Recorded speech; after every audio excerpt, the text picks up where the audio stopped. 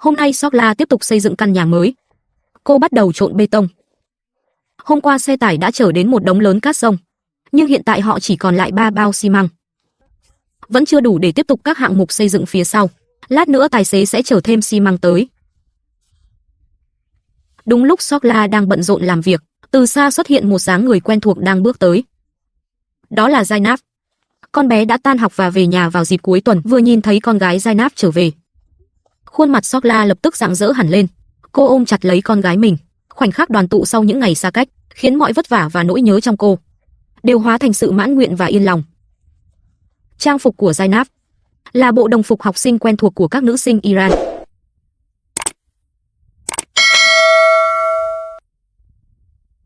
Sokla vội rót trà nóng để các con uống một chén cho ấm người. Lúc này Zainab đi thay quần áo. Khi đã về đến nhà, con bé có thể tạm rũ bỏ bộ đồng phục gò bó. Thay vào đó là bộ đồ thoải mái, dễ chịu hơn. Hôm nay trong nhà không thấy Zara đâu. Cô bé đã dậy từ sớm để đưa đàn cừu lên núi chăn thả. Fatima thì vẫn còn đang ngủ. Chẳng mấy chốc, Zainab đã thay xong bộ quần áo thường ngày. Chiếc khăn trùm đầu màu xanh nhạt kết hợp với chiếc váy dài có hoa văn, khiến cả người con bé trông nhẹ nhõm, thoải mái hơn hẳn. Sokla bảo Zainab cứ từ từ uống trà. Còn cô thì quay lại tiếp tục công việc xây nhà. Cô dùng dây dọi để kiểm tra xem bức tường vừa xây có thẳng đứng hay không, đảm bảo bức tường không bị nghiêng lệch. Đây là một bước rất quan trọng trong quá trình xây nhà. Sau khi xác nhận tường không có vấn đề, Sokla mới tiếp tục xây lên các lớp tiếp theo. Zainab và Hossein cũng chạy tới phụ giúp. Cùng nhau phối hợp, từng xẻng bê tông được đổ lên bức tường. Sau đó Sokla dùng tay chát phẳng, rồi đặt thêm một lớp gạch mới lên trên. Những đứa con lớn trong nhà giờ đây đã có thể san sẻ công việc nặng nhọc. Dù là khuân gạch, trộn vật liệu hay đưa dụng cụ, đều có thể giúp được phần nào. Còn Yasin và Fatima dù tuổi còn nhỏ, chưa thể giúp được nhiều việc, nhưng cũng phụ giúp những việc lặt vặt bên cạnh. Lúc này cậu bé Yasin nhỏ tuổi đang lắc lư người, trên gương mặt không giấu được niềm vui. Em biết rằng khi căn nhà mới được xây xong, cả gia đình sẽ có thể thoải mái trú đông trong ngôi nhà này.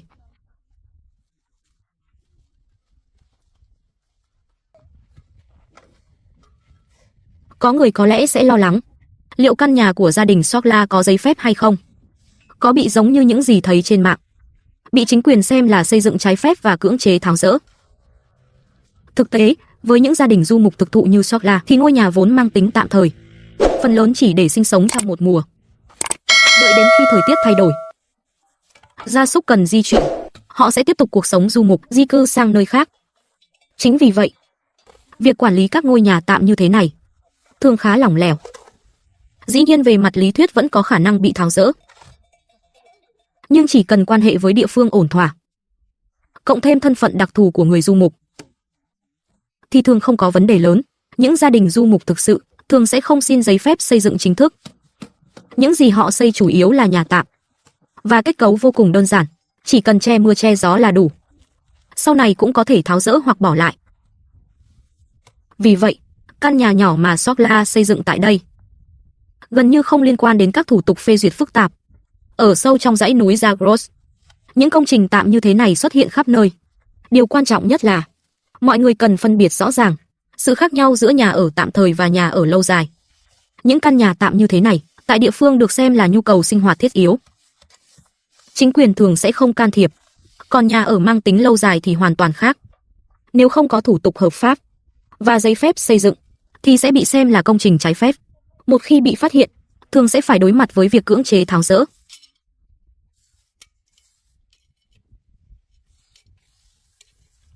Bức tường giờ đã được xây cao đến nửa người.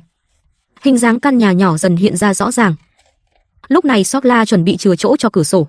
Ông cầm thước dây đo kích thước, đảm bảo cửa sổ vừa thông gió, lấy sáng, mà vẫn không ảnh hưởng đến độ vững chắc tổng thể. Sau khi đo xong, Sokla nhận ra chiều rộng là 90 cm, hơi lớn hơn dự tính.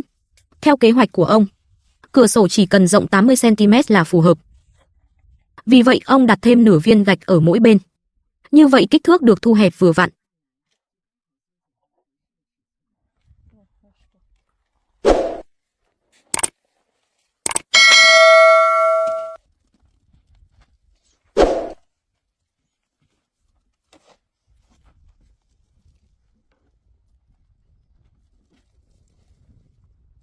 Yasin làm theo lời dặn của mẹ, cầm bình nước tưới lên tường.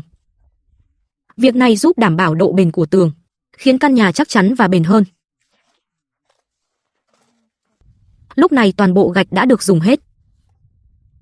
Tiến độ tiếp theo hoàn toàn phụ thuộc vào việc bao giờ tài xế có thể chở gạch mới đến.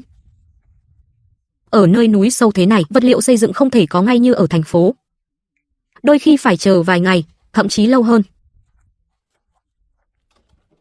Một lúc sau, một chiếc xe tải màu xanh chạy tới, trên xe chở đầy những bao xi măng.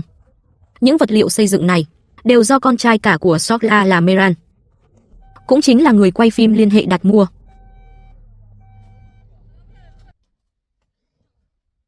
Sau khi xe dừng hẳn, Sokla và Zainab cùng nhau dỡ hàng, lần lượt khiêng từng bao xi măng xuống xe.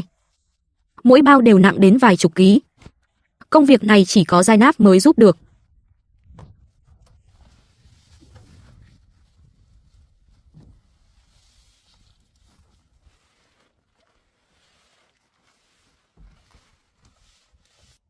Sokla yêu cầu tài xế giao cho họ 10 bao xi măng. Trên thùng xe vẫn còn vài bao nữa. Số lượng là hoàn toàn đủ. Chỗ xi măng này dùng để hoàn thiện phần xây dựng tiếp theo. Về cơ bản là đã đủ rồi.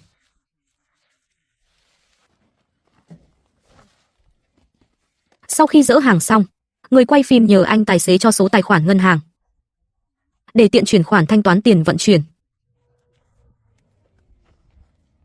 Anh tài xế rửa tay qua ở chậu nước, rồi chuẩn bị rời đi.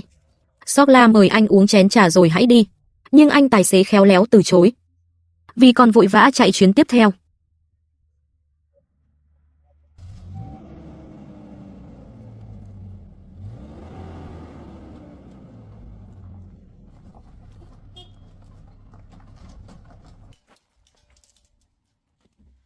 Zainab đang chuẩn bị bữa sinh hoạt trong nhà.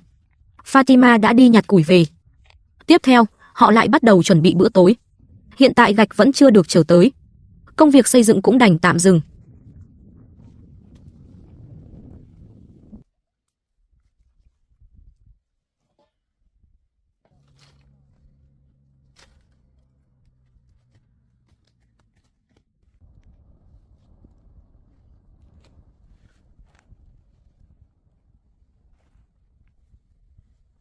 Sokla lấy phần bột đã chuẩn bị sẵn từ trước, rắc lên một lượng muối vừa đủ, rồi bắt đầu nhào nặn.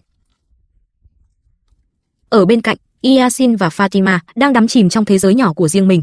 Hai chị em dùng que gỗ dựng nhà trên mặt đất, chơi đùa vô cùng thích thú. Cuối tuần khiến ngôi nhà trở nên đặc biệt rộn ràng. Bọn trẻ được nghỉ học ở nhà, khiến khu trại vốn yên tĩnh thêm phần hồn nhiên trẻ thơ. Niềm vui trong trẻo của trẻ nhỏ cùng hơi ấm gia đình khiến nơi này tràn đầy sức sống.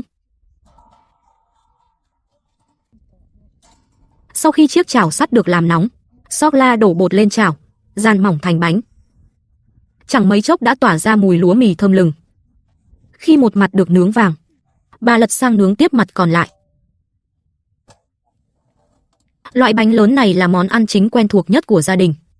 Mỏng, to và được nướng giòn thơm, ăn vừa dai vừa chắc.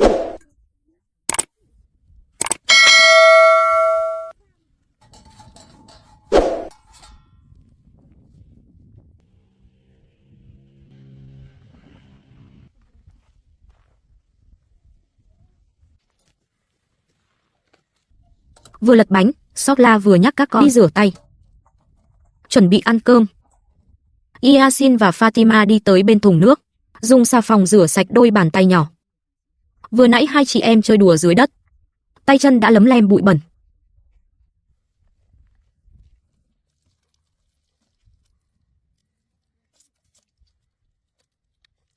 Chẳng bao lâu sau, Sokla đã nướng xong vài chiếc bánh tròn lớn thơm phức. Sau đó bà rắc thêm một chút muối lên chảo, rồi đập thêm vài quả trứng. Bánh mì ăn kèm trứng chiên là sự kết hợp quen thuộc nhất của họ.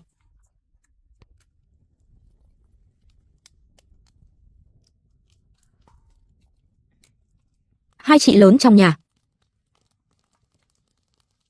Bọn trẻ nhìn trứng đang chiên trong chảo, đã thèm đến không chịu nổi. Người quay phim để xoa dịu sự chờ đợi của mọi người, liền bảo Yasin nhảy một điệu cho vui. Yasin lập tức lắc lư nhún nhảy, thực hiện những động tác quen thuộc nhất của mình. Bầu không khí cũng trở nên rộn ràng hẳn lên. Yasin không nghi ngờ gì chính là mặt trời nhỏ sôi nổi nhất nhà. Lúc nào cũng tràn đầy năng lượng, vừa hiếu động lại hay cười. Nhưng sự hoạt bát ấy không hề mang chút nghịch ngợm phá phách, hiếm khi khiến mẹ phải phiền lòng. Trứng chiên vừa mới nhấc khỏi chảo, mùi thơm lập tức lan tỏa khắp nơi. Sau đó họ bắt đầu bữa tối.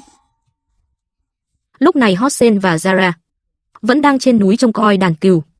Chỉ có Sokla cùng 3 đứa trẻ quây quần bên nhau thưởng thức bữa ăn hôm nay.